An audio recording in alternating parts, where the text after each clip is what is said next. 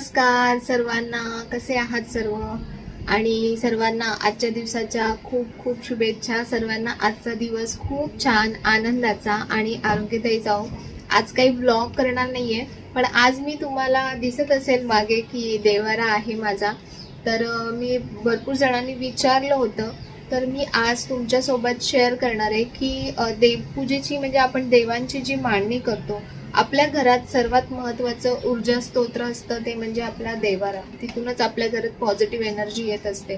तर आपण देवांची मांडणी तर करतो, पण आपल्याला माहिती नसते की परफेक्टली कुठले देव कुठे ठेवायला पाहिजेत. ह्याच्या आधी मलाही व्यवस्थित माहिती नव्हतं, पण आता जेवढी मला माहिती मिळते तेवढ्या त्याच्याप्रमाणे मी मांडणी करते. तर तुमच्यासोबत आज मी हे शेअर करणार आहे. तर चला. तर असा माझा मार्बलचा हा देवारा आहे. जवळपास 10 ते 12 वर्ष झाले माझ्या देवाऱ्याला. आता मी चेंज करणार आहे. शक्यतो लाकडाचाच देवारा असावा, कारण शास्त्रामध्ये पण सांगितलं आहे की देवारा हा लाकडाचाच असावा. तर मार्बलचा हा देवारा आता माझं बरेच वर्ष झालं आहे. आता मला चेंज करायचं आहे. आता मी लाकडाचा बनवणार आहे. तर सध्या आता मी तुम्हाला इथे मी या देवाऱ्यात कशी मांडणी करते ती दाखवते. तर असं वस्त्र देवाऱ्यामध्ये कधीही वस्त्र टाकायचं आहे. त्यानंतर ह्याला पायऱ्या पण करायच्या होत्या मला, पण मी आता लाकडाचंच बनवणार आहे, त्यामुळे मी ह्याच्यामध्ये आता सध्या काही केलं नाही. नाहीतर पायऱ्या लावून मग पायऱ्यांवरती देव ठेवायला आणखीन म्हणजे व्यवस्थित ठेवले जातात. तर असं हे आता दिवा लावून घेतला एका ठिकाणी, कारण कुठलीही सेवा सुरू करताना आधी अग्निसाक्षी असला पाहिजे, म्हणून आधी दिवा लावून घ्यायचा आहे, त्यानंतर पूजेला सुरुवात करायची आहे. माझी गणपती बाप्पाची मूर्ती आहे. जेव्हा देवारा घ्यायला गेलेलो तेव्हाच ही मूर्ती मला दिसलेली आणि मला खूप आवडलेली ही मूर्ती. तर त्यामुळे म्हणतात देवाऱ्यात की अंगठ्यापेक्षा जास्त उंचीचे देव नसावेत, पण ही मूर्ती माहीत नाही, मला बघितल्यानंतरच खूपच आवडली आणि त्यामुळे मी देवाऱ्यात ठेवतेच. तर आता ही बाप्पाची मूर्ती, हे दागिने पण मी यांना असे बनवून घेतलेत. तर हे बघा, हे 1 ग्रॅम गोल्डचेच दागिने. तर ही देवाऱ्यात ही मूर्ती अशी मध्यभागी ठेवते. सुरुवात ही बाप्पापासूनच होते प्रत्येक गोष्टीची, म्हणून तर हे जे वस्त्र टाकले, वस्त्र शक्यतो लाल रंगाचंच वस्त्र टाका देवाऱ्यामध्ये, कारण लाल रंग हा खूप शुभ मानला जातो. म्हणून त्यानंतर ही आमची कुलदेवता आहे. आमची मूळ गावची जी कुलदेवता असते जोगाई माता, तर तिचे टाक नाही आहेत. टाक जे आहे ते माझ्या सासूबाईंकडे आहेत. तर फोटो आहे देवीचा. तर गणपती बाप्पाच्या डाव्या हाताला आणि आपल्या उजव्या हाताला कुलदेवतांचे फोटो ठेवायचे. हे रेणुका मातेचा फोटो आहे हा. तर हा पण मी इथेच ठेवते देवीच्या बाजूला. त्यानंतर गणपती बाप्पांच्या उजव्या हाताला आपला जो कलश असतो, जो कुलदेवताचा कलश आपण मांडतो, मंगल कलश, तो इथे ठेवायचा आहे आणि हळदी कुंकू लावून तो गणपती बाप्पांच्या उजव्या हाताला असेल. आणि त्यानंतर प्रत्येकाचे कुलदेवता आणि कुलदेवी असे दोन्ही असतात.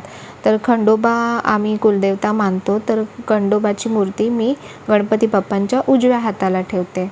तर अशा प्रकारे जी पहिली पायरी असते त्या पहिल्या पायरीवरती अशी मांडणी करायची असते. जे इष्टदेव असतात ते मध्यभागी, त्यांच्या उजव्या हाताला कुलदेवता आणि डाव्या हाताला कुलदेवी अशी मांडणी करायची. टाक असतील तर तुम्ही टाक ठेवू शकता. तर त्यानंतर आता इथे मी गणपती बाप्पांची मूर्ती ठेवली सेकंड पायरीवरती परत, जी आपल्याला पूजेला वगैरे अभिषेक करण्यासाठी लागते, छोटी मूर्ती.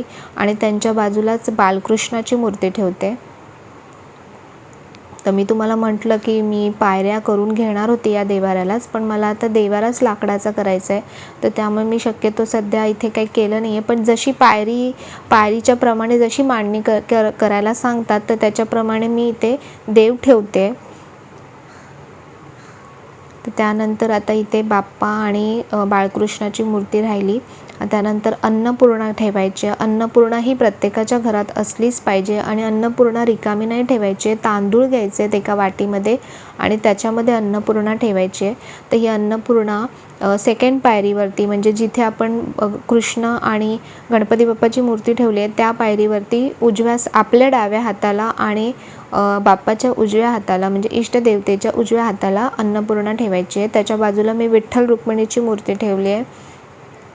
कमीत कमी तुम्हाला मूर्त्या ठेवता येतील देवाऱ्यात तितक्या कमी ठेवा. खूप जास्त मूर्त्या ठेवू नका देवाऱ्यामध्ये, आणि त्यानंतर हे बघा महालक्ष्मी आईची मूर्ती आहे, ही मी त्याच्या खालच्या पायरीवरती म्हणजे ही 3ऱ्या पायरीवरती येईल मूर्ती. आणि ही तुळजाभवानी आईची मूर्ती आहे, तर ही मी त्याच लाईनमध्ये ठेवते, महालक्ष्मी आईच्या लाईनमध्ये.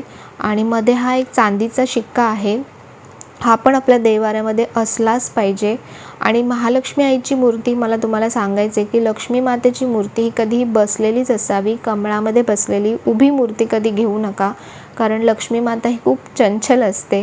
तर उभी मूर्ती असेल तर ते असं म्हणतात की ती लगेच येते आणि लगेच निघूनही जाते, म्हणून बसलेली मूर्ती असावी कधीही. त्यानंतर हे माझ्या स्वामींचं आसन आहे, तर स्वामींच्या केंद्रानुसार मांडणीनुसार स्वामींची मूर्ती ही पहिल्या पायरीवर मध्यभागी ठेवतात. पण आता इथे माझ्याकडे बाप्पाची मूर्ती आहे, तर मी स्वामींची मूर्ती बाप्पाच्या समोरच ठेवते आणि मध्यभागीच ठेवते. ते स्वामींचे जे काही छोटे अलंकार आहेत ते मी घालून घेते स्वामींना. मुकुट आणि गळ्यातला आहे छोटीशी माळ, ती मी स्वामींना घालून घेते. आणि त्यानंतर हे बघा स्वामींसाठी मी एक छोटंसं भांडं आहे पितळेचंच, त्याच्यामध्ये पाणी ठेवलं आहे आणि प्रसाद ठेवला आहे, खडीसाखर.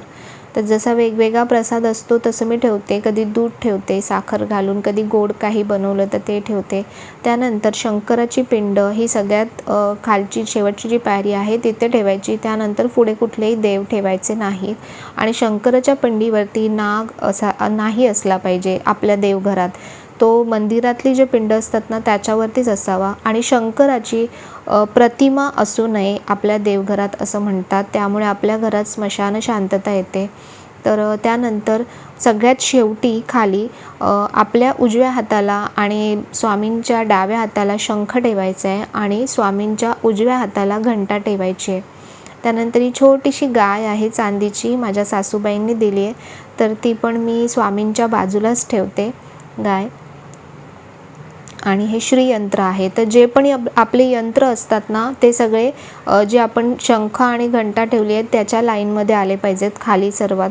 तर आता माझ्याकडे फक्त श्रीयंत्र आहे, पण हे पण साधंच आहे. मला चांगलं श्रीयंत्र घ्यायचं आहे धातूचं केंद्रातून, ते नव्हतं, तर त्यामुळे हे मी सध्या ठेवलं आहे. त्यानंतर कासव ठेवला आहे छोट्याशा प्लेटमध्ये, मी पाणी ठेवत नाही, कासव मी असंच ठेवते. तर हे पण त्याच पायरीवरती म्हणजे सगळ्यात शेवटच्या पायरीवरती ठेवलं आहे. त्यानंतर दिवा जो लावून घेतला होता तो आता मी देवाकडे ठेवते. तर अशा प्रकारे ही मांडणी केलेली आहे. पायऱ्या नाही आहेत त्याच्यामुळे व्यवस्थित कळत नाही आहे, पण मी तुम्हाला एक एक करून सांगितलं आहे की कुठल्या पायरीवर कुठले देव आले पाहिजेत. तर आता हे फुलं वगैरे मी देवांना चढवून घेते. जी कुलदेवताचा जो कलश असतो त्याला मी मंगळवारी किंवा शुक्रवारी अशा प्रकारे वेणी घालते किंवा कधी गजराही घालते. आणि त्यानंतर सगळ्या देवांना असे फुलं ठेवून घेते सगळीकडे. खूप छान प्रसन्न वाटतं, देवपूजा घरात केल्यानंतर खूप प्रसन्न वाटतं. मला पहिली अशी मांडणी माहिती नव्हती, पण स्वामींच्या केंद्रामध्ये जायला सुरू केल्यापासून, पुस्तकं वाचल्यापासून मला ही थोडी थोडी मांडणी माहिती पडली आहे. आपण रोज देवपूजा करतो, पण देवपूजा फक्त अशीच न करता अशी पंचोपचार व्यवस्थित शास्त्रोक्त पद्धतीने माहिती करून देवपूजा करणं पण खरंच खूप महत्त्वाचं आहे. आपण उलटसुलट देव ठेवतो, त्यामुळे कधी कधी दोषही लागतात.